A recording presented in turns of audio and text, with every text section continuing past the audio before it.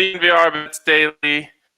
Dre, what goes up must come down. We had an Icarus moment last night. Flew a little too close to the sun. Undefeated on the MAC going into the game, and then things came crashing down in absolutely, positively spectacular and epic fashion. Quite possibly the worst loss, the worst betting loss I've ever had in my life. Really? I mean, in terms of like how far off we were from hitting it. We're talking about oh, you mean that under you talked me into that Kent State covered on their own. That's what you're talking about. I mean, Jesus. Yeah, that was rough. To be fair, you wanted the Akron under, and they doubled that too. So we were just wrong. They murdered that like a minute into that game. Why did I have Kent State minus 26 in my bet slip? I mean, we liked. Wait, we give that out? No, we didn't give that out. We liked the dog. So you took it? I got the accidental profit. I've always dreamed of doing that. I screw up a bet. I hate myself for it. And then you go into the bet slip. You actually won a little money. You didn't lose it all. That happened to me yesterday. The MAC is just a blessed time for bettors. I mean, there's no other way to put it. So we also had the first quarter in the Buffalo game, which was minus 7.5. That didn't hit. I went back to the well and doubled down on the second quarter, and I hit that. So I only ended up losing 1 unit last night. Yeah, and you did that on the sly. You didn't tell me about it. And you went against the trends, which is the betting on even quarters, but it came through for you. Well, I figured if I lose on an odd quarter, then I can win on an even quarter. Well, and let's be honest. You said it. And this is the thing. This show, if you can decipher the information we give you, you would truly never lose a sports bet. But it takes you deciphering, because Ryan on the show said, well, Buffalo's a bit of a slow starter. And then he gave me carte blanche to pick one of the like 3 bets in that game that we liked. And we went with the first quarter, and that was a real stinker. So, and by the way, I am not wearing glasses to celebrate any wins, as the content we are providing would suggest. The sun is beating into my eyes. This is necessary. It's a bright sun. You can see it there over my shoulder. Future's so bright, you gotta wear shades, Ryan. That's exactly what we're getting into right now, because Dre, we may no longer be undefeated in the MAC at large, but we are still undefeated on MAC parlays. Yes, and on MAC picks on a Wednesday. Our Wednesday MAC picks.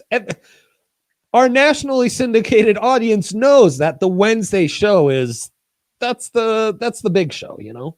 That is the big show. And that's when we give out our MAC parlay, 3 legs or more with a 20% profit boost.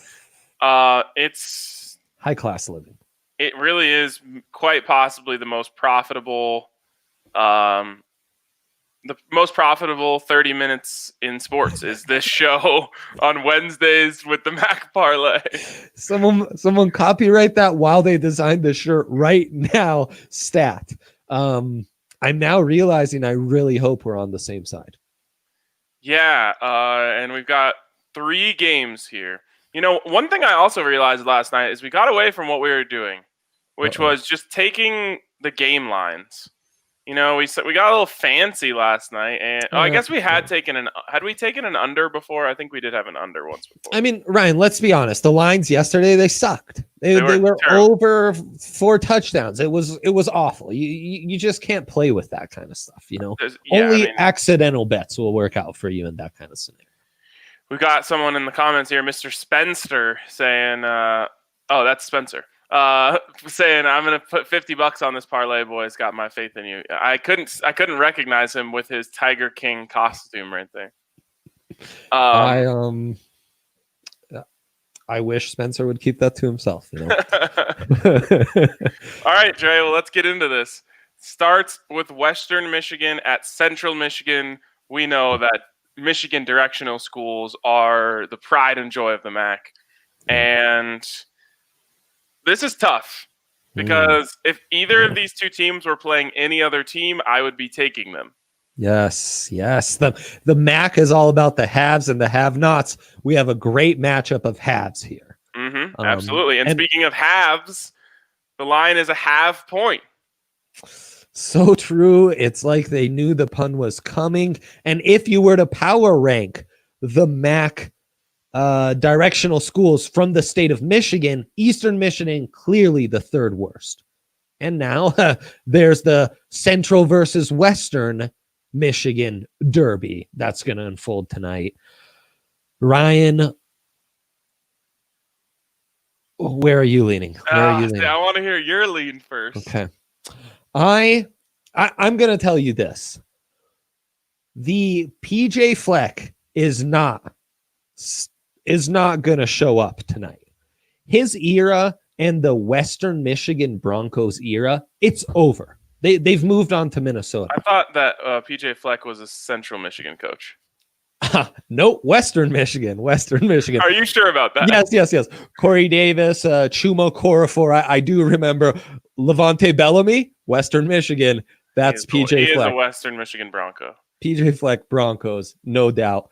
Central Michigan, though, proud program, have had some tough moments. But now they've got a guy who I bet even back in the day, he lost you a little money. Jim effing McElwain in Central Michigan. I got a +0.5 point. Love the Chippewas, I believe. Tell me this, Andre. Yeah, that is the Chippewas. Fire Cooper up Chips. Rush's alma mater. Yep.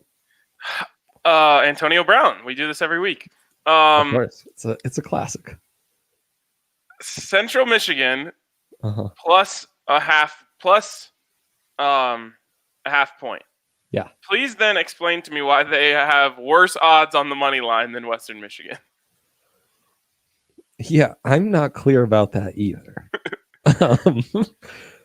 But the half point thing so I think the half point thing obviously just means pick 'em, and I just think DraftKings Sportsbook doesn't do pick 'em. So it didn't matter who had the plus and who had the minus. They probably should have flipped those, but you think that's a conversation they had with the engineers on like the back end? Like, could we have pick 'em? And they're like, well, actually that becomes 5 characters and that's going to take away from the actual line. Could we just do it a half point? And they're like, yeah, fine. Right. The problem is they should have made the favorite minus a half point and the dog plus a half point. But anyways, we found the glitch in the system, Ryan. Slam the half point, right? No, it's the same odds and the same outcomes. No, the better favorite on the money line is also being given a +0.5 point. But a half point doesn't do you anything unless the game ends in a tie. Right, I know, but I'm just saying, like, it should have been Central Michigan -109, and no, okay, you're fine. Yeah, let's move on. You know what? Just because I love the Chippewas, though. Just because you said it, though, we're putting the +0.5 point in the bet slip because it feels like good juju. Spreads only. All right, fire up Chips. There's one. Okay, good.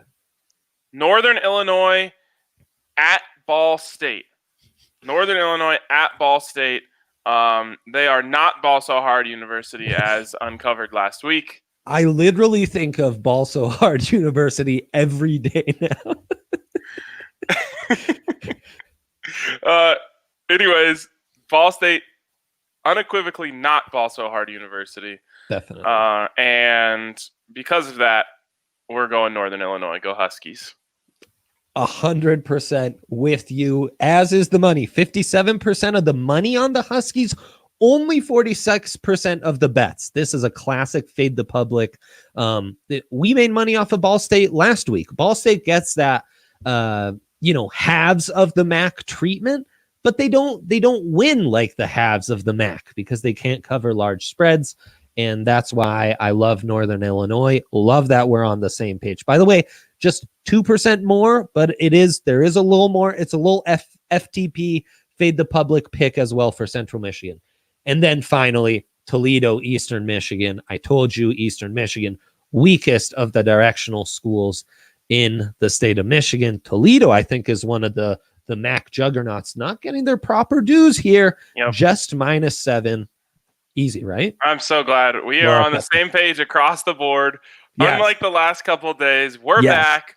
We're back. You heard it here. Let's lock it in. Central Michigan plus a half point. Northern Illinois plus 14.5. Toledo -7 with the 20% odds boost plus 725. Cha-ching. Let's put that in right now. What a beautiful I'm not going to waste any time on that either. No. The odds are only going to get worse if we wait. So, gosh, as we know, this show flips the lines. It's going to be a lot going on for me because draft going on tonight. The draft has really thrown me off, right? Yeah, I can't having a 2020 draft in the final 2 months of that year has thrown I do an NFL draft show weekly, and I still think of that draft as a 2020 draft because there's still an NBA draft that needs to go on. I can't wait to get this out of the way and have the order, the sports calendar order of the world restored. Also, everyone knows the NBA offseason is great. It's better than the actual NBA played games. Now we've got that going on with the action, with college football, with the NFL. Too much. So I got to get this basketball stuff out the way. All right. We are going to talk. One of the best things that's happened in your life, Andre, is that you can now bet on drafts. And we're going to talk about betting on the draft here in a second. But before we do that, a shout out to DraftKings Sportsbook, the home of the MAC Parlay profit boost. Like I said, it's the single most profitable promotion in sports when paired with this television or with this online television program, whatever you want to call it, this podcast X nationally syndicated internet show. So you got to go over to DraftKings Sportsbook and download that top-rated sportsbook app. And once again, they are insuring your bets up to $100 this weekend when you bet on anything going on this weekend. And there's a lot going on. So check out DraftKings Sportsbook and check out all the details. As you sign up this week, they're going to cover you through the weekend up to $100. It's a really great deal for a limited time only at DraftKings Sportsbook. Must be 21 or older. Colorado only. Risk-free coverage paid out in site credits. Restrictions apply. See DraftKings.com/sportsbook for details. And if you have a gambling problem, call 1-800-522-4700. All right, Dre. You mentioned it. The NBA draft tonight.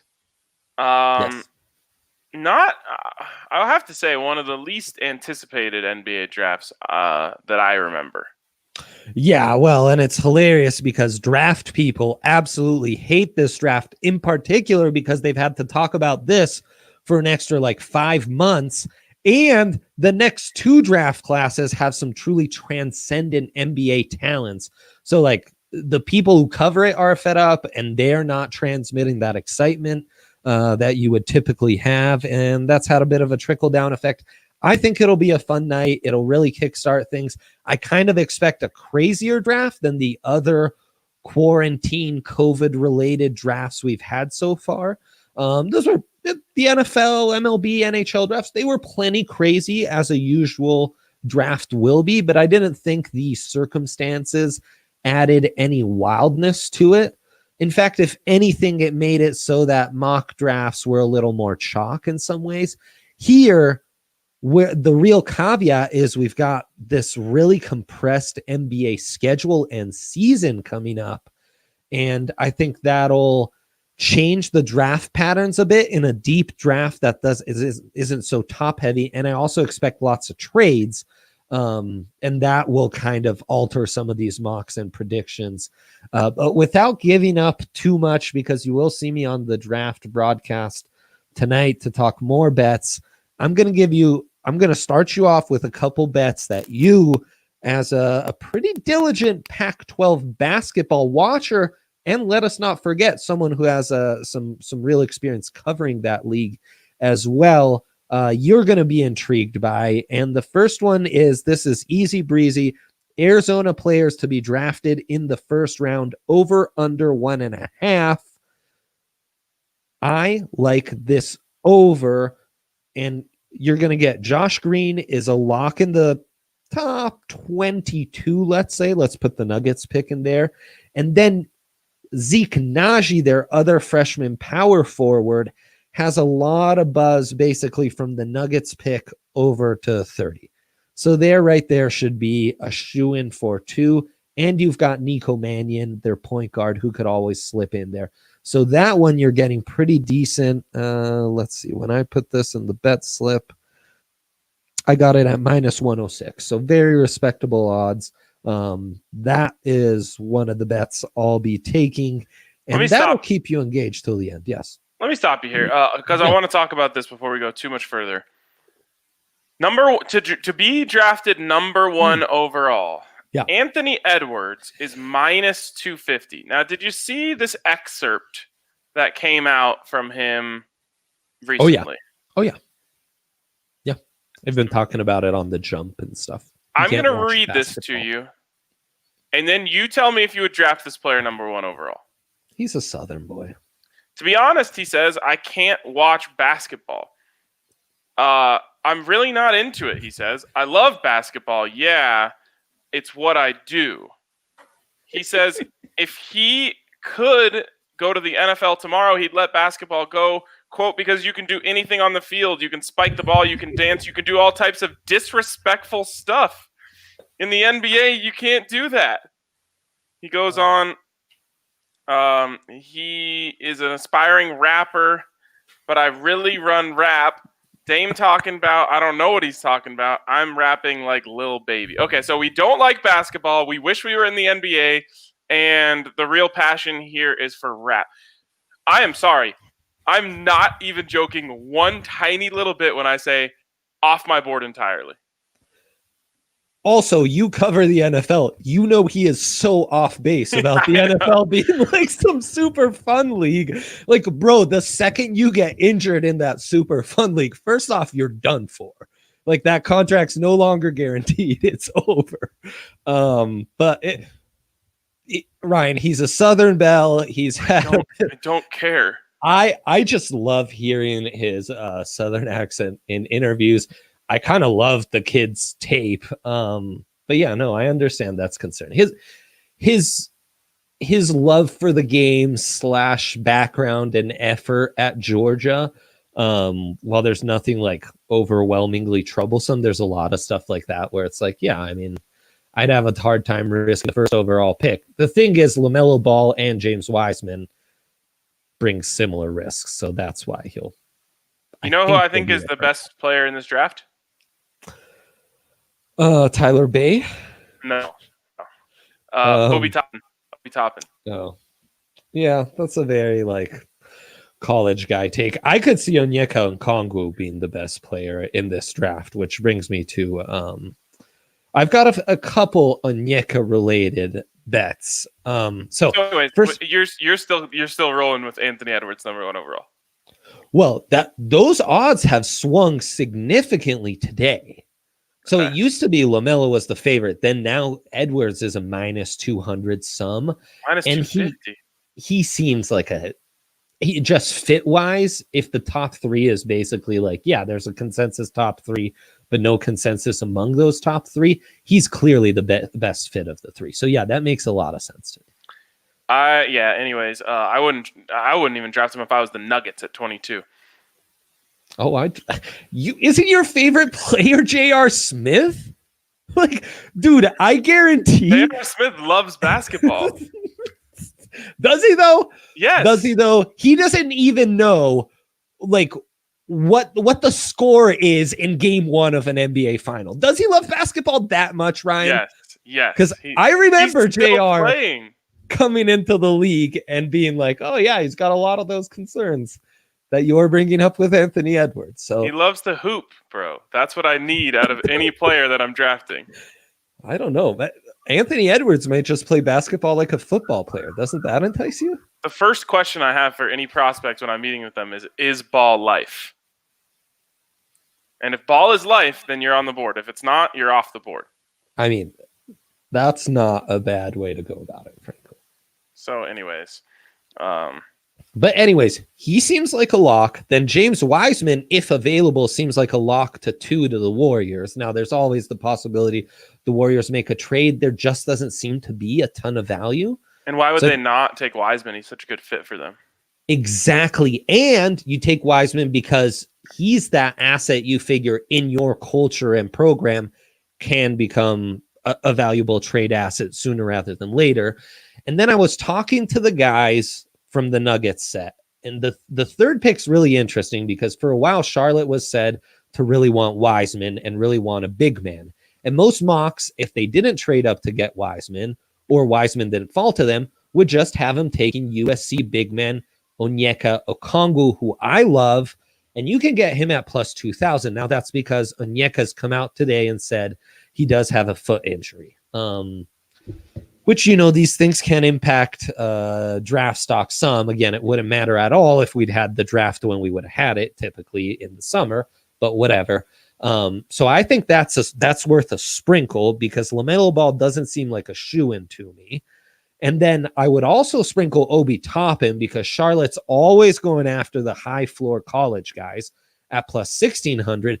And then if you think, well, the sprinkle's nice and all, but they'll end up just taking LaMelo Ball, you can get an odds boost for Edwards 1, Wiseman 2, Ball 3 at plus 250.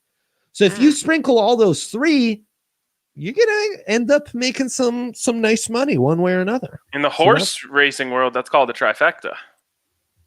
Well, I just gave you a trifecta, my friend. I kind of like the trifecta. I'll just say, man, Toppin is one of those guys who everyone overthinks. Oh, he's a little too old. This, that, the other thing, and then he comes in, and everyone's like, "Why didn't everyone draft this guy?" Well, Toppin will shoe in for Rookie of the Year, shoe in to be like a dunk champ at some point in his. Oh my God, he's so career, bouncy. Which just having that is going to make you a ton more money, and you're like just going to be perceived as better.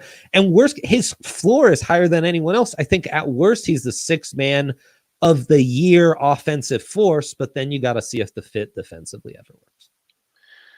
Okay, anyway, so let's move on to some more of those Pac-12. Pac-12. Over under 5.5 guys to go in the first round, getting really nice odds on this one.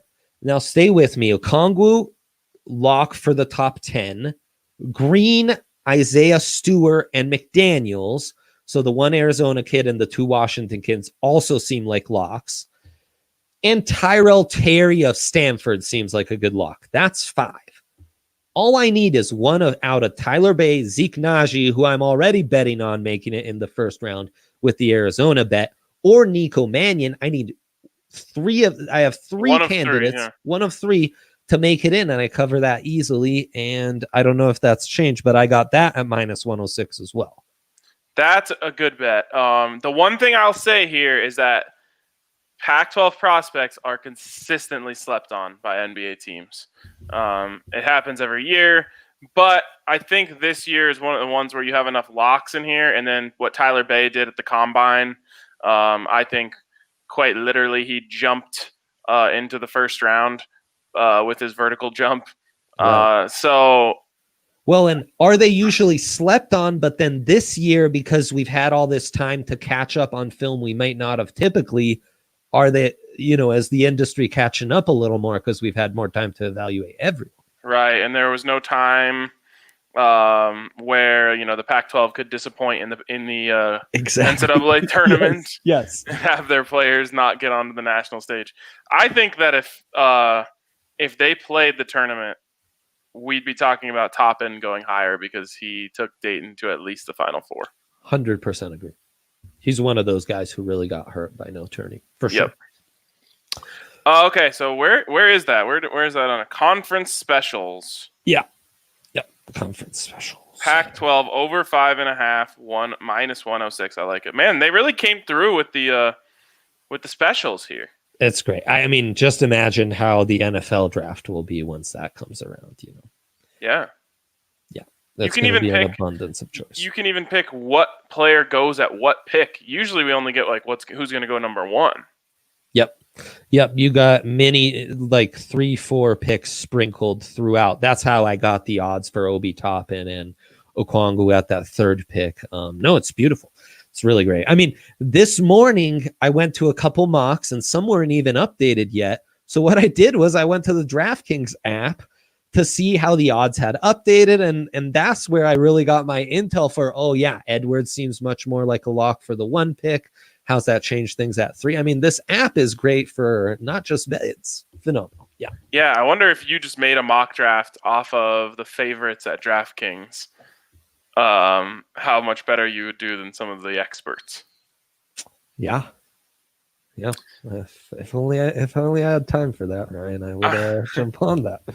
All right, what else do we got here? Okay, should we do a couple trends days? Well, okay, the one that I wanted to ask you about was just the Nuggets pick and who's the favorite to go there. That one we have the 20th pick prior to them, and the 21st, but then we don't have the 22nd pick available. I think that's a little bit of a toss-up. I think that could also be because some mocks recently have Alexei Poku, whose value could be all over the board. Him, guys like Jaden McDaniels, you won't find wagers on because they're, those high upside guys who could be all over the place. But again, I think it's very telling on the app that the 20th pick, now the highest odds are Malachi Flynn, the point guard out of San Diego State, who has been mocked to the Nuggets before. Any relation to Johnny Flynn? I don't believe so, man. Johnny Flynn. Oh, good times. Good time. Johnny Flynn and Ricky Rubio both drafted before Steph Curry by the Minnesota Timberwolves. No one will ever forget that. And then the pick after that, massive upset, Isaiah Joe. You're going to say, who? And I'm a draft pick. I barely know him. I guess a hot shooter from Arkansas, I believe. He's got the best odds to be the 21st pick. You won't see that in many mocks. Boy, Malachi Flynn, Isaiah Joe, the 2 picks before the Nuggets, I think that could mean a really enticing pick for the Nugs. But we'll find out as we watch that broadcast tonight. Isaiah Joe? Are they sure that's not like there's not a last name missing, like Isaiah Joe Wallace or something? No, that's his name. That's his name, my friend. Okay. Yeah. All right. Fair enough. Yes. All right. Last thing we do, Wednesdays have really been transformed here to just another day in the MAC. They used to be Trends days. So as is tradition, why don't we hit a couple trends here before we get out of here? Well, so we're going to go back to telling you guys where all the money is going early on these NFL bets, as that has worked out nicely for us. It would appear the 20% threshold was the way to go last week, Ryan. Also, I don't believe I tracked all of these when we did this on Trends Day. So then when I got to it, I checked where the money was and placed my bet Sunday. I don't think that was an accurate representation. So we're going to be a little more, I'm going to be a little better about tracking this. The most bet on game and the game where the difference between bet percentage and money percentage, though this week in the NFL is most significant, is the Dolphins at -3.5. This should surprise no one. This was a line that jumped out of us, and you've made the case for why you shouldn't hammer the Dolphins. Dolphins also, we've talked about this before, always one of the most bet on teams, just because Florida is so close to the Bahamas. They've always been kind of an offshore betting darling. But anyways, the Dolphins getting 92% of the money on them right now. Wow. It kind of goes into what I was saying yesterday, though, where it's a little, it's just one of those games where everyone thinks they knows what's going to happen and then something else happens. Yeah, for sure. Another game, and this has moved since we talked about it. The Chiefs were 6.5 point favorites. I guess the line is way lower because I sneakily like the Raiders. This has jumped to 7.5, and I guess that's because this is another game with 90% of the money on the Chiefs. I'm surprised by that. Yeah. Say that again. 90% of the money on the Chiefs, and that's led to this line moving from Chiefs favored by 6.5 to now 7.5. Man, All of that surprises me. I'll probably end up taking the Raiders in this one. Big time. Time. I mean, and I know you were saying they probably don't do it outright, but at plus 7.5, I love that. So yeah, that's kind of surprising. Another game that's getting over 90% of the money, significantly more than the bet percentage, is the New England Patriots, who are favored by 2 on the road against the Houston Texans. New England Patriots on the road at the Houston Texans, and what's the trend here? The Patriots are getting 90% of the money. Oh, and versus 66% of the bet percentage. I know. Wow. No, I don't like it. This might be a fade. This might be a fade the public type moment. Yeah. Like truly fading public and money. And against the grain type of week. And our last game within that 20% threshold that we've talked about before, 20% difference between bet percentage and money percentage, is the Tampa Bay Buccaneers on Monday night hosting the Rams. Ah, man. And let's see what this was at. -4 for the Bucks. A 25% differential, 78% of the money on the Buccaneers. Another game where I like the Rams. I like the Rams as well. Interior pressure, the number one way to shut down Tom Brady. Absolutely. I mean, any good quarterback, but especially Tom Brady over the years, you see, in big games when he struggled, it was because of interior pressure.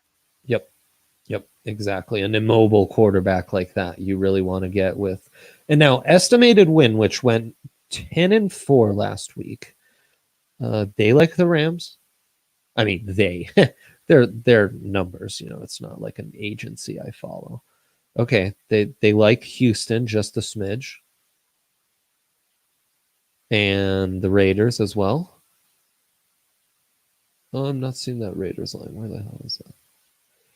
Here we go. Yep, the Raiders line is it should only be Chiefs by 4 there.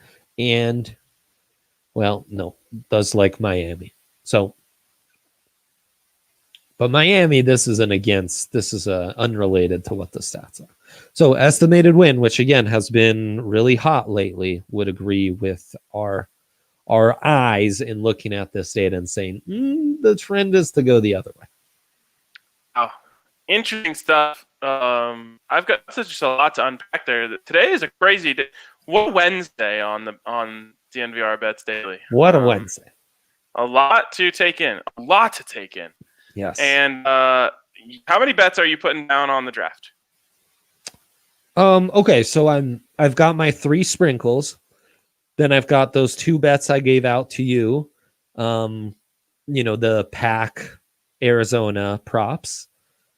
And that's basically it.